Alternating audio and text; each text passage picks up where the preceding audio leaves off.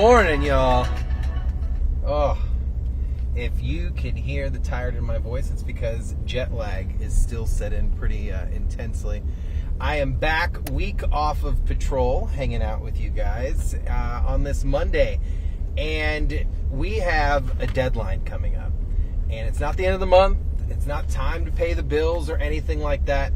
But we have a deadline coming up that is talking about the Real ID compliance. It's been in effect for a long time. Everybody has just beat the information over everyone's head, but yet there are still people out there that probably are not ready for it. And I'm talking about on the state of Florida's website, and they even have a countdown happening, going on, and we're about 8 days and change away. But over at the Florida Highway Safety and Motor Vehicles website, we're about 8 days, not 8 hours, that'd be a mess. 8 hours, 8 days, 15 hours away for you to be Real ID compliant.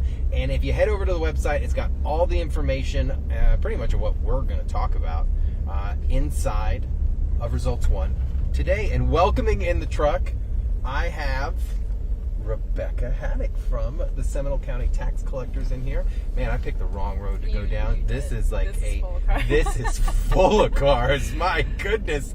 But I have Rebecca Haddock from the Seminole County Tax Collectors office. Rebecca, good morning. Good morning. Thanks for joining me today. Thank you for having me.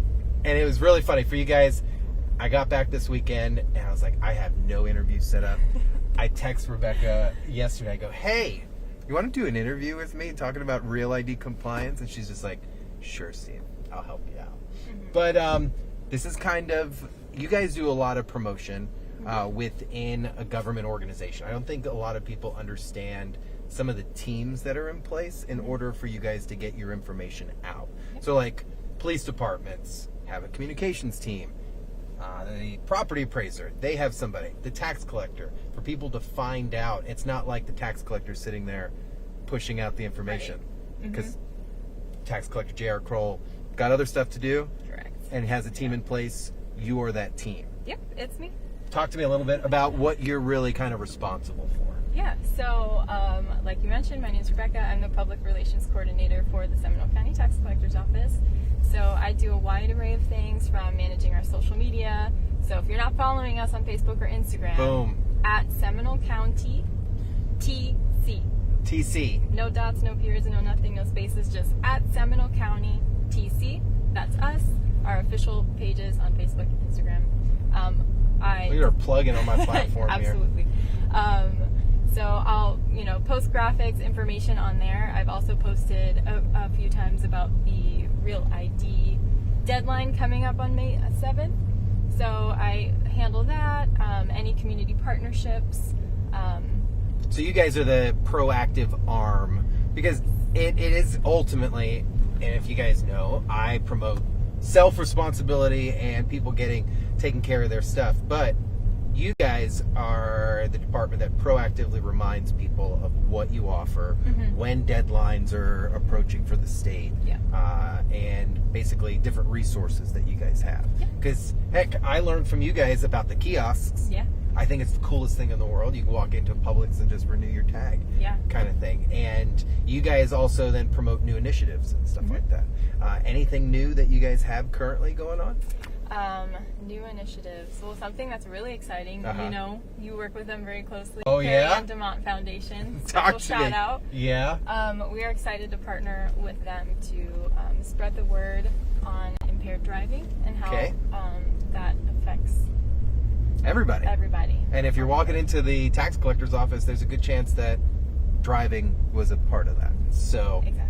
Always good stuff there. So we are 8 days, 15 hours or so. I make it sound like it's the apocalypse, but away from becoming Real ID compliant mandatory. I know what it is. It's been in effect for years. We have given people plenty of opportunity. What is Real ID compliance? Yeah. So Real ID compliance is basically on your ID, If you have a gold star on the upper right-hand corner, Right. that means that you are already Real ID compliant, no worries. But this gold star means that your ID complies with federal standards Okay. for basically, Like that. yeah, right there, sorry, words. No, yeah, but it's basically a new standard that's not being put in by the state. Yeah, You guys are getting a federal mandate. it is a federal mandate, so it's mandated across all states. Okay. So you're going to need it to fly domestically. So it could cause issues Yes. if you don't have this star. Yes. What would a resident need if I've got Seminole County, where I use you as an example. What would a Seminole County resident need if they were to look in their driver's license right now and they realize they don't have that star? What are they going to need to bring in order to get that star? Because they're also going to get a new driver's license number Yeah. when they come in. Yep. See, I'm that is working it also all something together. That's brand new. Yep. Yes. So I brought with me here, we have these nifty brochures. You Okay. can find them at our branches. We also have them online. So if you go to seminolecounty.tax, in the main menu under motor vehicles, driver's license ID, you can print out this same brochure, and there is a nifty little checklist Boom. on the back of it that tells you exactly what you need to bring. So you'll need one original or certified copy of primary identification. So, for example, your birth certificate. Okay. It has to be issued from the Department of Vital Statistics. That's such a pain, isn't it? Yes. But you guys offer that, don't you? We do, but it's down right now. Okay, so but we still, don't, it's all we right. don't, we do, You got but we 8 don't. days to get it up and running. So yes, a lot of people come with hospital birth certificates. Okay, and that's not allowed. Not accepted. So please. Like the footprint from back in the day? Yes. Not a thing. Not like, a thing. Okay. Although it's very cute, and we love that. So what happens we if someone can't doesn't have accept their it. birth certificate? So What else would work? Is there anything outside of that? And she's got her pamphlet, do and have that's my why little it's perfect. pamphlet. No, that's perfect because people need to check. Yeah. So valid passport or passport card. Okay, Consular report of birth abroad. okay.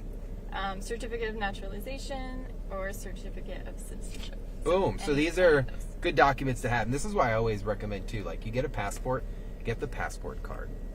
It's so Very easy to convenient. have that. And it's an extra form of government ID. So they'll need that. Mm-hmm. And what else? So you will also need proof of Social Security, Okay.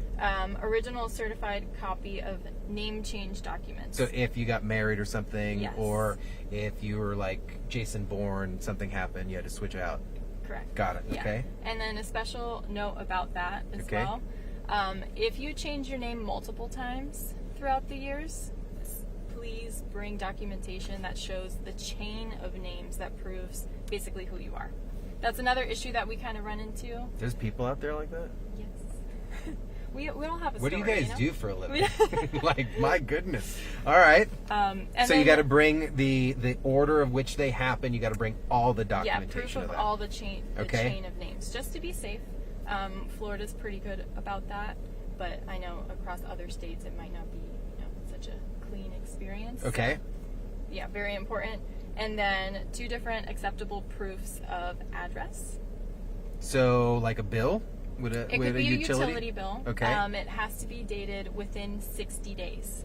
Gotcha. So I'm not bringing like last summer's phone bill Yeah, or like something FPL like that. or something. Got yeah. it. Okay. And another There's thing. more.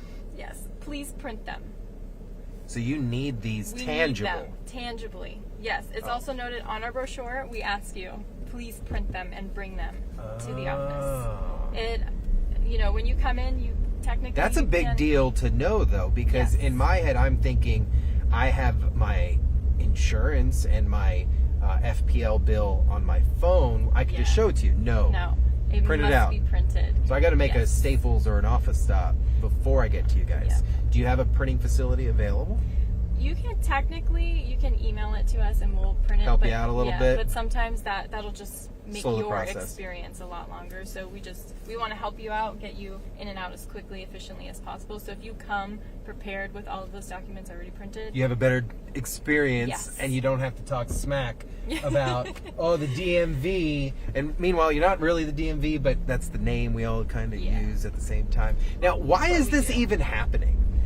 So Because people are Yeah. going to complain, Yes. Oh, well, With everything. another thing to do, another security thing, but there is a reason why this is happening. Why is this happening? So basically, this Congress passed this in 2005 from the 9/11 Commission's recommendation to follow a set of standards for federally issued identification cards, such as driver's license, ID. So this is all for safety and security. Just another step to basically show that I am who I say I am, like without a reasonable doubt. So it's just another layer of security. Yes. So anytime, Keep like us when all of a sudden, hey, there's a new Florida driver's license coming out, and it's got an extra hologram here or this there, it's simply another layer of security. Yep. Awesome. Will it prevent me at some point from getting on a plane? Potentially. You will definitely Guys, have- she was crystal clear about that. Crystal clear. So talk to me about that. So you're saying if it comes mid-June and I go to try to get on a plane and I'm not ID compliant, that TSA agent could refuse me through security. Yes, or you're going to have to go through another verification process. They'll have to step you aside and try to my verify who you are. So gosh. it's just going to make things a little slower. So yeah, if you don't have the real ID, the star on your ID, and you're flying domestically, bring your passport Okay. with you. That's what I would recommend, just to avoid any issues. But I yeah, travel with my passport all the time Really? anyway, just because you just never know, and no one can question a passport. That's true. They can be like, oh, I don't know about that. No, I got a passport. You got a passport. Federal ID kind of thing. Leave me alone. Mm-hmm. So real quick, guys, if you're just joining us, I have Rebecca from the Seminole County Tax Collector's Office, and we're about 8 days away from everyone being required to be Real ID compliant. And what that means is basically extra layers of security to confirm who you are. It's going to require you to have a star in the top right portion of your driver's license, like you see right there, that nice little gold star. If you do not have that, then you are not Real ID compliant. And we're 8 days away from that being required. So Rebecca, like you said, we are requiring you to bring in now certain forms of information. So either a certified birth certificate from Vital Statistics. Yes. If you don't have that, a passport, your natural citizen identification, things like Yep. that. You also said mail, right? Yeah, so you just need 2 different proofs of acceptable residential address. Of where you're living. Yes, and Okay. one of those could be utility bill, mortgage, lease agreement. And your social deed, security card. Social security card. And the biggest mistake people are going to make about this is they're not going to what? When they show up, they're going to have it on their phone. on their phone. So please print them for our office. We just need to keep record of it. We got to scan it through. So that's going Awesome. to make your experience quick and efficient. Appreciate you joining me early on a Monday on our first day back. But guys, May 7th, we're 8 days away. Make sure you're Real ID compliant. I have been ID compliant for a long time. I made sure I did that real quick. Could slow you down for security checks, and I know summer's right around the corner, and you do not want that to happen. So head to your local tax collector. If you hop on Seminole County Tax Collector's webpage, they're going to have the exact same information that's required across the board. And if you're a Seminole County resident, make sure you're hopping on their websites and their social media pages, because they're going to keep you updated on this information, because they've been letting you know. I've seen it on their social media. There's no excuse, and afterwards then you just blame yourself.